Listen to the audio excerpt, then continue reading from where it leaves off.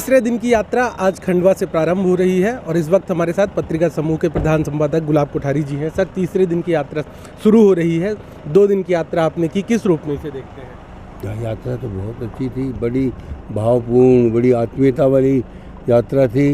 बहुत लोगों को ये भी याद था कि मैं पिछली बार समाज सेतु में जब आया था तब क्या बातें हुई थी, कहाँ कितने लोग परिचित निकले। तो मेरे लिए तो ये सबसे बढ़िया सौहार्दपूर्ण यात्रा भी कहूँगा इसको। और बहुत यूँ कहिए लोग खुल कर के साथ बैठ के एक दूसरे के बारे में बात कर रहे हैं। ये भी अपने आप में एक शुद्ध बात कि कांग्रेस के लोग और बीजेपी के लोग साथ बैठे हैं और दोनों मिलके खुल के अपनी बातें कर रहे हैं। तो ये इस यात्रा का सबसे बड़ा प्लस पॉइंट मुझे नज़र आया। तीसरी बात ये थी कि ये जो अभी यात्रा की इलेक्शन की बात तो बाद में हो रही थी। कल भी जैसे पूरा दिन जहाँ भी हम गए, ये जो अभी बाढ़ आई गेट खोलने से बाढ़, उसकी चर्चा बहुत ज़बरदस्त थी, आक्रोश भी ज़बरदस्त था, प्रशासन का फेल्योर भी ज़बरदस्त था। और जो लोग मरे, जितने गांव डूबे, घर बह गए, उसके बारे में इतनी चिंता लोगों और आक्रोश था। सबसे बड़ा बात तो ये है कि बिना किसी चेतावनी के गेट खोले गए। दूसरी बात ये है कि ऐसा लग रहा है कि ये सारे कामकाज को कोई चपरासी देख रहा है। अगर इंजीनियर देखता तो उसको पता होता कि बरसात आएगी, ऊपर की गेट भी खोलेंगे तो बिना चेतावनी के नहीं खोले जाएंगे। वो भी चेतावनी देंगे कि हम गेट खोलेंगे, पानी आपके यहाँ आएगा, ध्यान रखो। जब 4-4 बांधों के गेट खुल रहे हैं तो इस इंजीनियर को मालूम नहीं है क्या कि मेरे यहाँ पर कितना पानी आएगा। फिर लोगों में चर्चा ये भी थी कि सरकार ने जानबूझकर गेट खोलने नहीं दिए, उनके अपने कार्यक्रम की व्यवधान की बात चल रही थी। तो उससे मिलके थोड़ा माहौल में हल्की सी कड़वाहट भी हमको कल नज़र आई।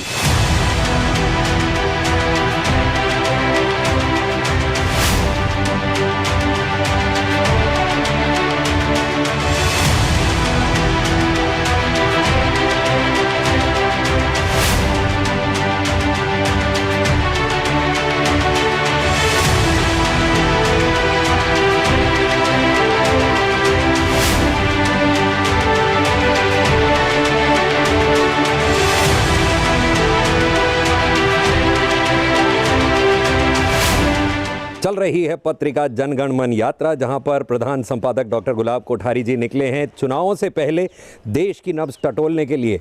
राजस्थान का सफ़र पूरा करने के बाद अब जन गण मन यात्रा आ चुकी है मध्य प्रदेश में। और मध्य प्रदेश के महेश्वर में हम इस वक्त, मेरे पीछे आप देख सकते हैं नर्मदा नदी को बहते हुए, ये देवी अहिल्या की नगरी है। और यहाँ पर मेरे पीछे कैमरामैन से मैं बोलूँगा कि ज़रा दिखाएँ हमें, ये वो पुराने हैंडलूम के करघे आज भी लगे हुए हैं जहां पर महेश्वरी साड़ियां बनती हैं। पुराना काम है, आज तक ये चल रहा है और ये हैंडलूम की साड़ियां देश विदेश तक पहुंचाई जाती हैं। यहां पर महेश्वर में ये पूरा काम होता है, देख सकते हैं आप। कोठारी जी से मिलके बहुत अच्छा लगा और मुझे ये लगा कि कोई इस प्रकार का संपादक भी ये कह सकता है कि मैं दिमाग से नहीं, दिल से सोचता हूँ। मुझे बहुत अच्छा लगा उनसे मिलके, उनसे बात करके। और बहुत अच्छे व्यक्ति हैं वो और दिल से सोचने वाले व्यक्ति हैं। क्या लग रहा है इस बार महेश्वर का जो सियासी मिजाज है, क्या कहता है? महेश्वर में निश्चित भारतीय जनता पार्टी जीतेगी और हज़ारों वोट से जीतेगी, क्योंकि हमारे प्रधानमंत्री जी की योजना और मुख्यमंत्री जी की योजना जन जन तक हम पहुंचाने के प्रयास कर रहे हैं, बताने के प्रयास कर रहे हैं, उसका लाभ मिल रहा है हमें। महेश्वर चूँकि पर्यटक नगरी है, तो पर्यटन के लिहाज से क्या लगता है, कितना काम हुआ, क्या बाकी रह गया? प्रदेश के मुख्यमंत्री जी ने महेश्वर को कॉरिडोर घोषित कर ही दिया है और बहुत अच्छा और शानदार महेश्वर बनने जा रहा है। इसी हमारे मुख्यमंत्री जी की योजना है, उस योजना का लाभ भी हमें मिल रहा है। जब हम जन जन तक पहुंच रहे हैं तो वो कह रहे हैं कि एक नया महेश्वर हमें देखने को मिलेगा। पत्रिका की ओर से जन गण मन यात्रा निकाली जा रही है। आपकी प्रधान संपादक गुलाब कोठारी जी से मुलाकात हुई, किस रूप में इस यात्रा को देखती है, कैसी मुलाकात रही? देखिए, पत्रिका जो पेपर है वास्तविकता में कहा जाए तो सच्चाई लिए हुए हैं। और पिछले कई समय से मैं जो देख रही हूँ कि जो पत्रकारिता का जो स्तर गिर गया है, कुछ ही पेपर ऐसे बचे हुए हैं जो आम जन की समस्याओं को रूबरू करवाते हैं, आम जन की समस्याएं रखते हैं। और एक तरह से कहा जाए तो ये जो चौथा स्तंभ है वो सही रूप में पत्रिका उसका निर्माण कर रही है कि सरकार को जगाने का जो काम पेपर के माध्यम से कर रहे हैं, ये जनता जो छोटे तबके के लोग हैं जिनको आवश्यकता है, उनका सही रूप से उनका जो बात रखने का सरकार की कर रही है वो सही काम कर रही है।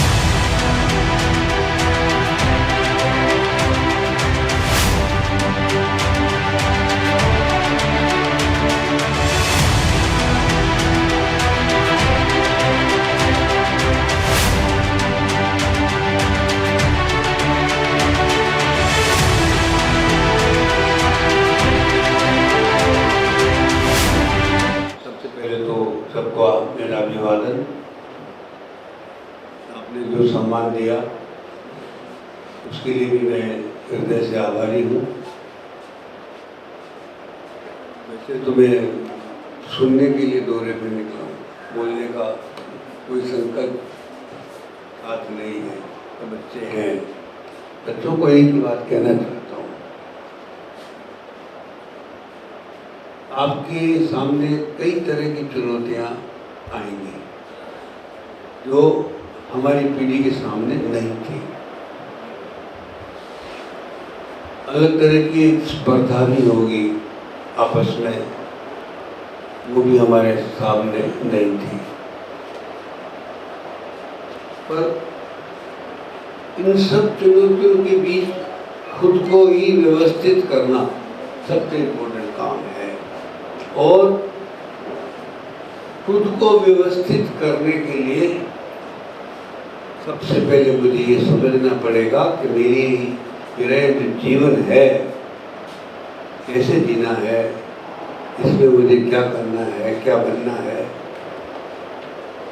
जब तक ये तय नहीं होगा हम कोई रास्ता नहीं पकड़ पाएंगे।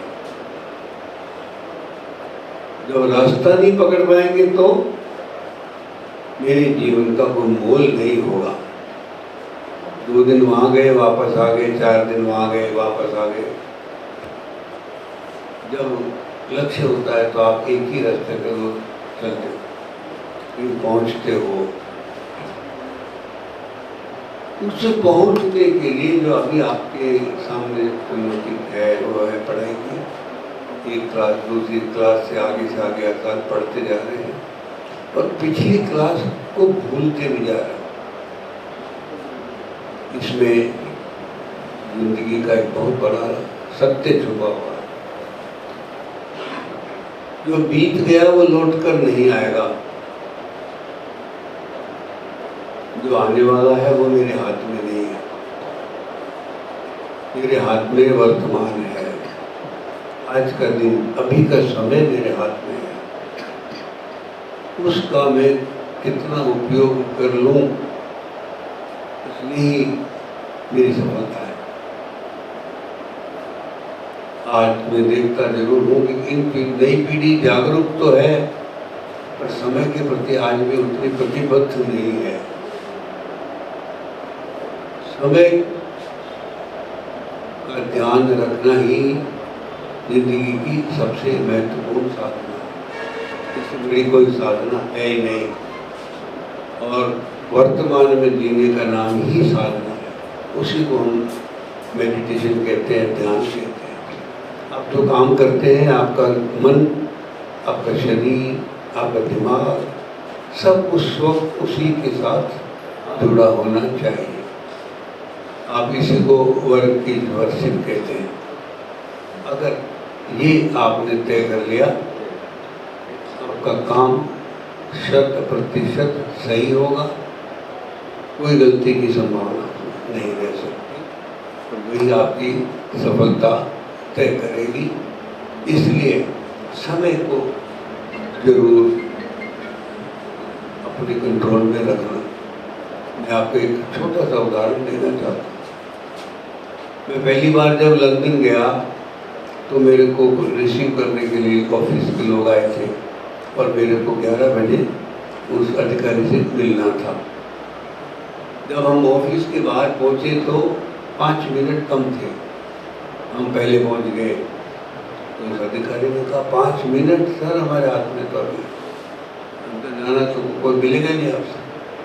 हम एक काम करते हो, आप सामने एक सर्कल दिख रहा है उसका एक चक्कर लगा के फिर वापस आते। जब हम चक्कर लगा के आए तो उस अधिकारी को जैसे घंटी में कहा कमन मिस्टर कोठारी, एकदम लगा मैं किस दुनिया से निकल के गया था, इस दुनिया में पहुंचा हूँ। लेकिन उनको हम सफल मानते हैं, पर उनकी सफलता के पीछे एक जो दृष्टिकोण है जिंदगी का, वो समय की पाबंदी है। आज हम कहीं भी कोई खाने पे बुलाता है, चले जाते, घंटे 2 घंटे 3 घंटे डिनर पे गए, आगे बर्थडे मना के आगे छुट्टियाँ मनाने चले गए। सब चीज़ें हमको लगता है ज़िंदगी में बहुत ज़रूरी है, पर ये भी लगना चाहिए कि मेरी ज़िंदगी सबसे महत्वपूर्ण है, उसमें मेरा विकास, मेरे व्यक्तित्व का निर्माण उससे भी महत्वपूर्ण है। उसके लिए मेरे हाथ में एक ही साधन है, वो मेरा समय है। बस मुझे उसे संभालना है, संवारना है, मेरा अपना निर्माण उसी से। पत्रिका की यात्रा और माननीय गुलाब कोठारी जी अपना पूरा जीवन जो है इन्होंने राष्ट्रवाद को मजबूत करने के लिए लगाया और निश्चित ही आपसे मिल करके हमें बहुत खुशी हुई। उन्होंने जो हमें अनुभव बांटा, उन्होंने जो समय के उपयोग से संबंधित जिस तरह से हमें बात बताई, निश्चित ही ये हमारे लिए अविस्मरणीय होगा।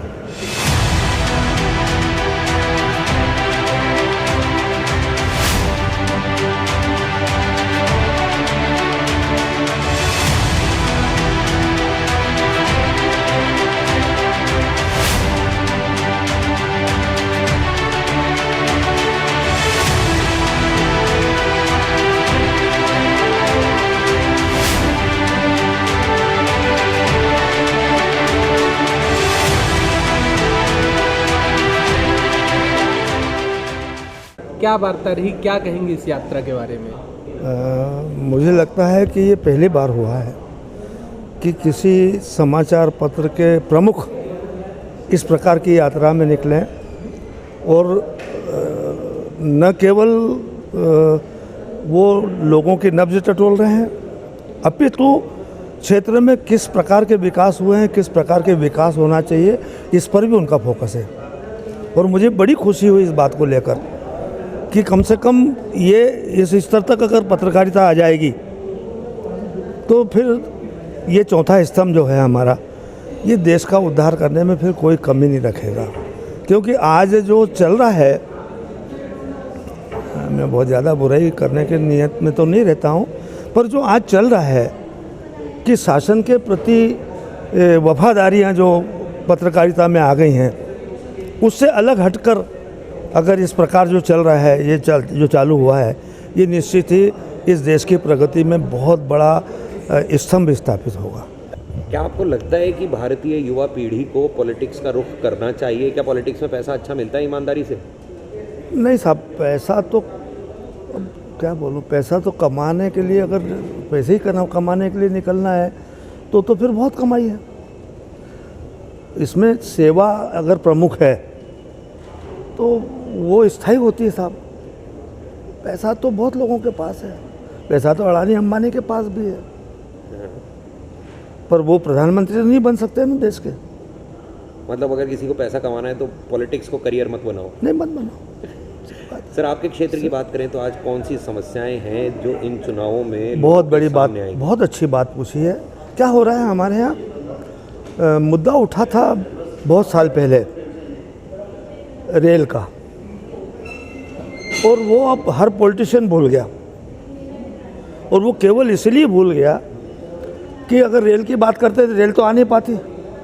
फिर अगले चुनाव में लोग कहते हैं कि कहाँ है तुम्हारी रेल, तुम तो रेल का बोल गए थे। तो हमारे ज़िले को अब तरक्की के लिए रेल की महती आवश्यकता है, महती आवश्यकता है, और एक एग्रीकल्चर कॉलेज की, 2 चीज़ों की महती आवश्यकता है। सर, फर्स्ट टाइम वोट देने वाले बहुत से लोग देख रहे हैं आपको। जो लोग पहली बार अपने मताधिकार का प्रयोग करेंगे, उन्हें क्या संदेश देंगे आप? मुझे तो किसी को संदेश देने की ज़रूरत नहीं, मेरे तो पारिवारिक लोग हैं। किसी गांव में आप चल दो, 20 परिवार के तो बच्चे भी मेरे नाम से जानते हैं। तो मेरे तो पारिवारिक लोग हैं, मुझे तो किसी। अच्छा, चुनावों का उत्साह कहाँ पे ज़्यादा होता है, गाँव में या शहरों में? गाँव में। ऐसा क्यों? गांव के लोगों का क्या है कि साहब, वो सरपंच का चुनाव, पंच का चुनाव, वो छोटे छोटे चुनाव लड़ते हैं, जो सोसाइटी का चुनाव, वो छोटे छोटे चुनाव लड़के आते हैं तो आपस में टसल बहुत हो जाती है। तो वो बड़े चुनाव में बड़ी ताकत से, शिद्दत से लड़ते हैं वो चुनाव। और शहरी आदमी तो क्या है, अरे क्या आज आ गए हैं, कल आएंगे कि नहीं आएंगे, मिलेंगे कि नहीं मिलेंगे। और गांव का आदमी यहाँ से दिल से रिश्ते पालता है राजनीति में। बहुत बढ़िया सर, धन्यवाद।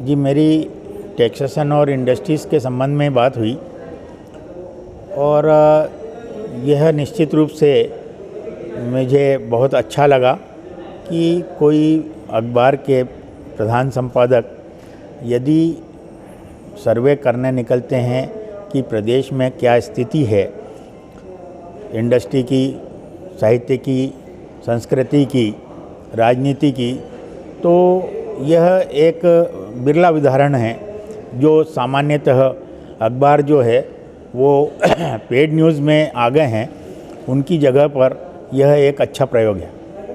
सर, आपके क्षेत्र की वो कौन सी समस्याएं हैं, कौन से मुद्दे हैं जो उजागर होने चाहिए?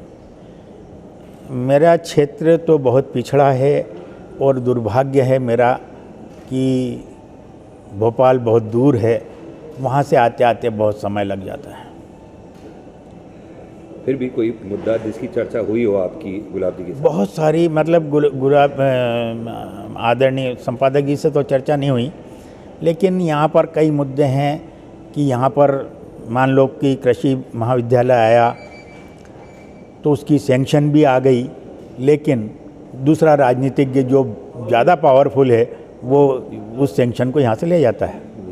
इसी प्रकार के कई उदाहरण हैं, कपास की लेबोरेटरी का हो, कृषि महाविद्यालय का हो,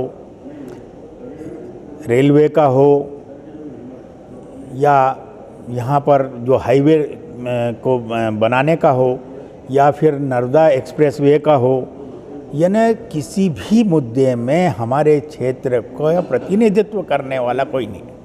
जी, बहुत बहुत शुक्रिया सर, अपनी बातें हमसे साझा करने के लिए। धन्यवाद। जय हिंद। जय हिंद। जनगणमन यात्रा पर आपके क्या व्यूज़ हैं, क्या विचार हैं? माननीय गुलाब जी कोठारी जी अपने आप में एक बहुत बड़ा नाम है और नाम के साथ मैं उनका कायल रहा हूँ।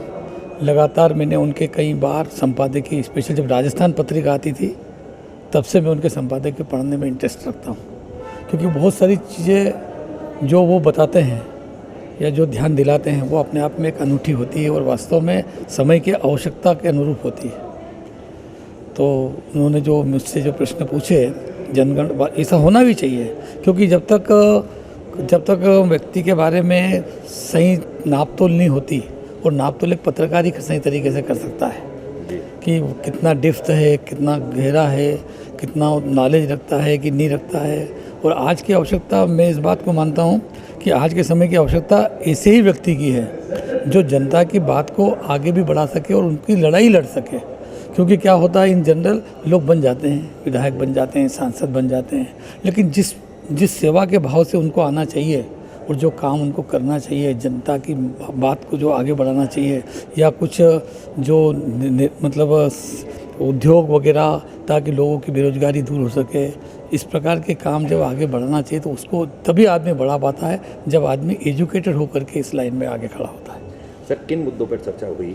मेरी चर्चा उनसे जनरल हुई इन जनरल में पहले तो उन्होंने मेरा परिचय बताया जो मैंने आपको बताया, उसके बाद में उन्होंने भविष्य के बारे में पूछा कि क्या होगा भारतीय जनता पार्टी कांग्रेस के बीच में क्या होगा, तो मतलब क्या रहेगा आने वाले समय में। तो मेरी स्पष्ट धारणा है, सोच भी है कि निश्चित रूप से शिवराज जी का जो अभी लाडली लक्ष्मी योजना का जो चला, इसका फ़ायदा, लाडली बहना योजना का फ़ायदा भारतीय जनता पार्टी को मिलेगा और आने वाले चुनाव में भारतीय जनता पार्टी जीतेगी। लेकिन उसके साथ भी उनका एक प्रस्ताव ये भी था कि यदि निर्दलीय बीच में लड़े तो क्या होगा।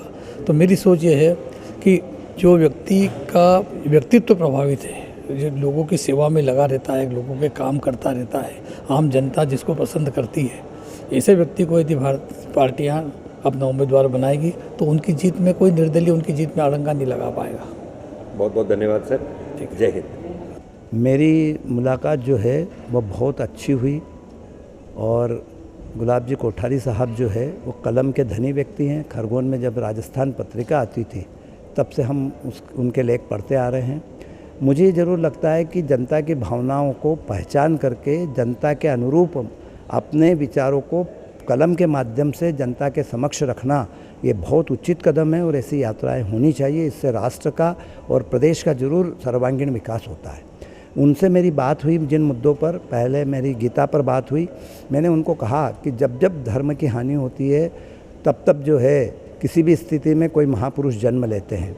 जैसे 1000 वर्षों से भारत पर आतताइयों का आक्रमण रहा और निश्चित तौर पर भारत की राम जी जो हमारे आराध्य देव है उनकी जन्मभूमि पर लोगों का कब्जा रहा।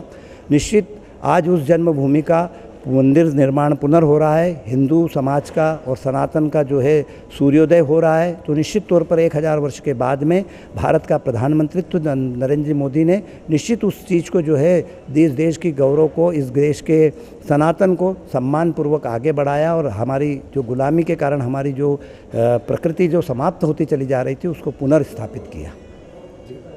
आपके क्षेत्र के वो कौन से मुद्दे हैं जिन पर ध्यान जाना चाहिए लोगों को? खरगोन का विधानसभा का सबसे प्रमुख मुद्दा जो है वो यहाँ के किसानों की उद्योगों के माध्यम से सर्वांगीण प्रगति तथा यहाँ पर जो यातायात के साधन हैं उन साधनों में और प्रगति होना और नए नए विकास के दर जैसे रेलवे है, इन सारी चीज़ों का यहाँ पर समावेश होना ताकि यहाँ की उपज विश्व के मार्केट तक पहुंच सके, विश्व के बाज़ारों में जाए और विश्व के बाज़ारों में जाकर के यहाँ के किसानों को पर्याप्त उनको लाभ मिले और जिससे वो अपनी कृषि की जो उपज को जो है उत्तरोत्तर बढ़ोतरी की ओर प्रग्रसित करें।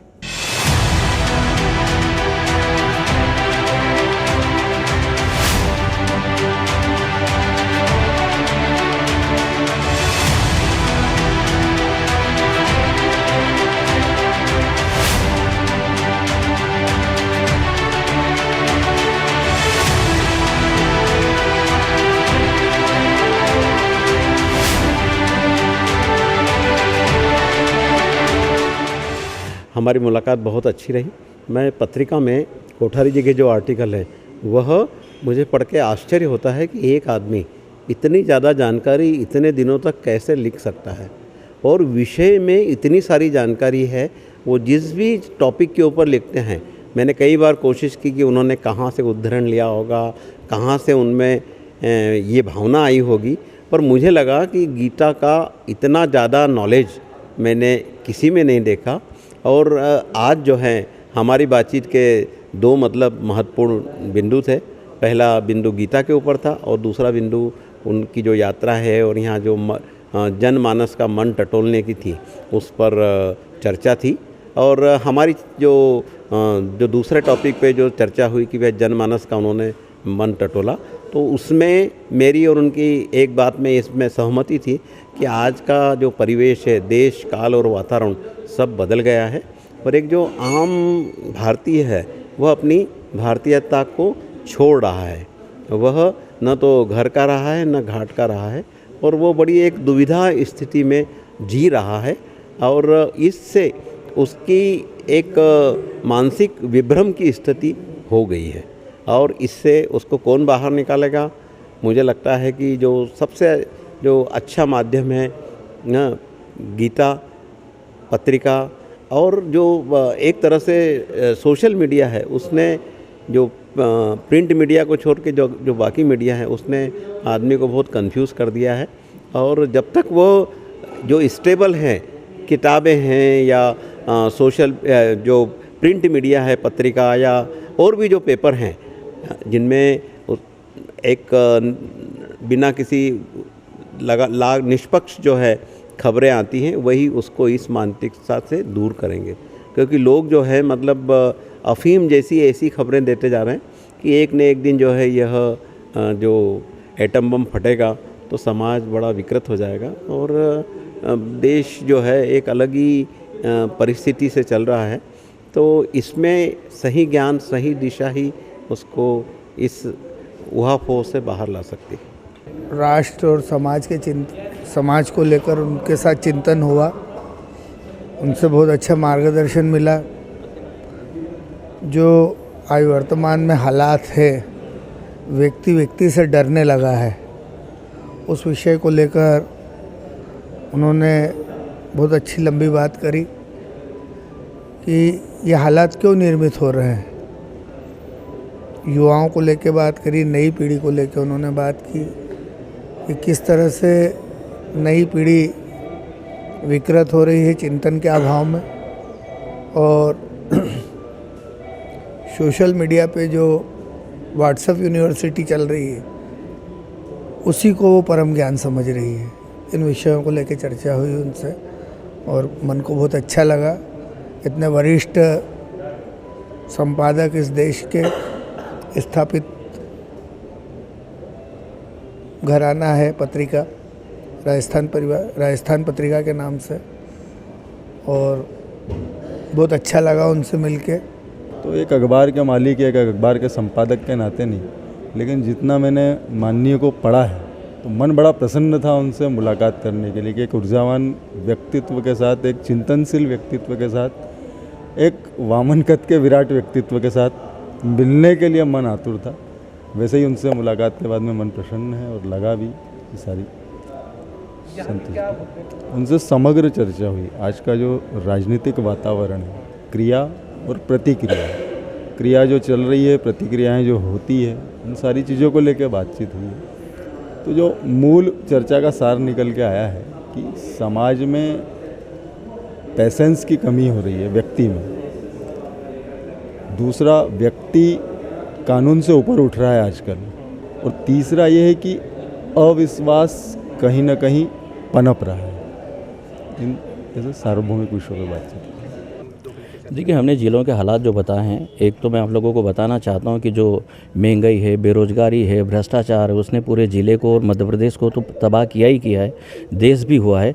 लेकिन अभी जो वर्षा हुई, इससे किसानों की जो फसलें हैं खरीफ की, जो कपास हो, मक्का हो, सोयाबीन हो, तबाह हो गई है। और उसके बाद सरकार की चूक के कारण सरदार सरोवर बांध में पानी, ऊपर के 4 गेटों का पानी छोड़ दिया, सरदार सरोवर बांध का पानी छोड़ा नहीं। तो सरकार का जो अनुमान था 138 मीटर तक डूब का 144-145 मीटर तक पानी भरा गया।